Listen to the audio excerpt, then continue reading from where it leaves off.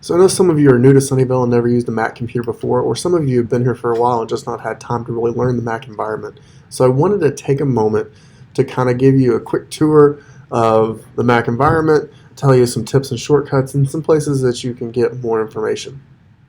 So one of the first things in the Mac environment you want to know about is the Finder window. You'll hear us in technology talk to you about this a lot when you're looking for things. The Finder is this smiley face down here.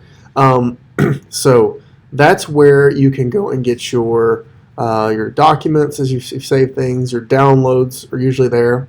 And then also a big thing is the applications folder. So this is where all your programs and software is. So a lot of times you'll hear us say, go to Finder, go to Applications, because that's where all your different things like Microsoft and things like that take place. So that is one big thing there.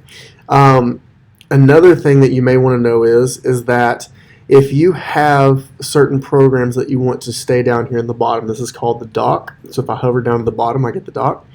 I can click and hold on a program, and then I get options, and I can choose to keep it in the dock. And then now it stays there. Now, if you have something else where you're like, I don't really want that on there, it's real simple. You can click and hold, and you can go to options, and you can click remove from dock, and then it goes away, and you can clean things up like that. So you have that option as well. Another important thing is up at the top here, you have some different controls of different things, and depending on the programs on your computer, this will look a little different.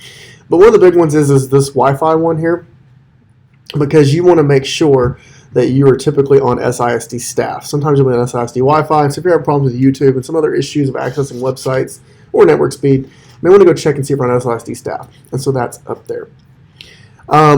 Some of you will have access to this. Some of you may not have this feature, but there's also Launchpad. It's a little rocket ship, and that just gives you another way of viewing the apps that are on your computer.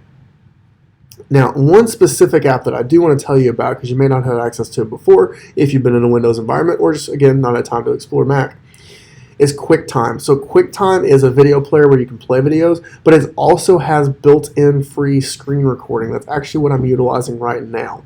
And so if you need to make some screen capture videos, QuickTime is a great way to do that. So you go to Applications, and QuickTime is there, or it's in Launchpad. That's the gray rocket ship. And then it's sitting there as well. So I can do it. I've got some videos out that I can post again about how to do those videos, but I did want to make sure you knew about QuickTime because that is a great tool and resource. Now, a couple other things. So on a Mac laptop, on the trackpad, it's got some cool features. The main one you're going to want to know is two things.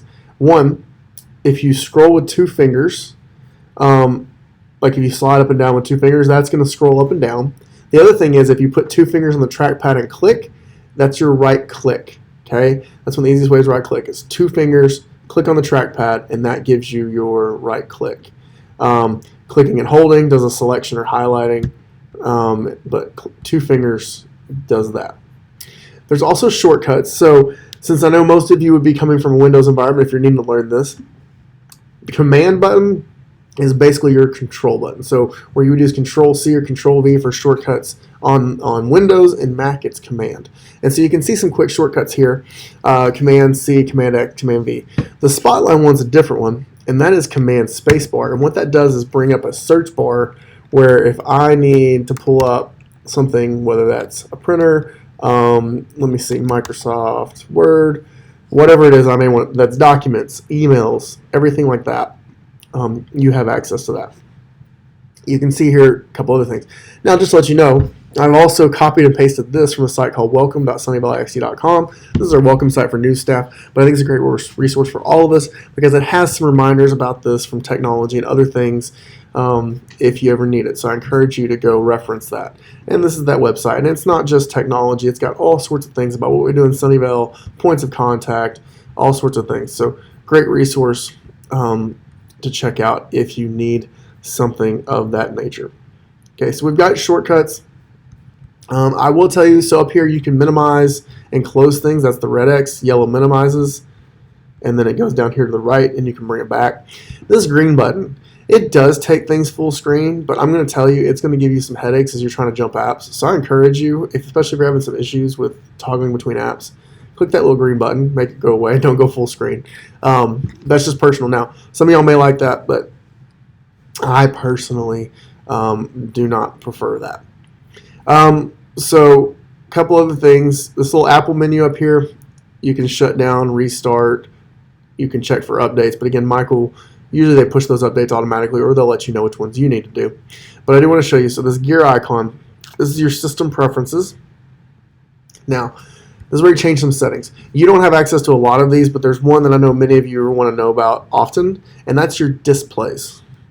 So if you go to displays, and if I was connected to another display, there would be an arrangement tab here. And I could click on arrangement, and then down here in the bottom, there would be a button to where I could either mirror, which means what is on my screen is on the projector, or I could uncheck that box, and then that would be extended, which means I have to drag my stuff over to what's on the projector. So basically, I see one thing on my computer, the kids see something else. And that's under displays. And if I was connected to an external display, there'd be an arrangement tab up here. And then once I clicked arrangement, then I would go down here and there would be a button to either mirror, where they see what's on my screen, or extend, basically uncheck and unmirror, which means they see something else than what I'm seeing. So again, that's just some basics.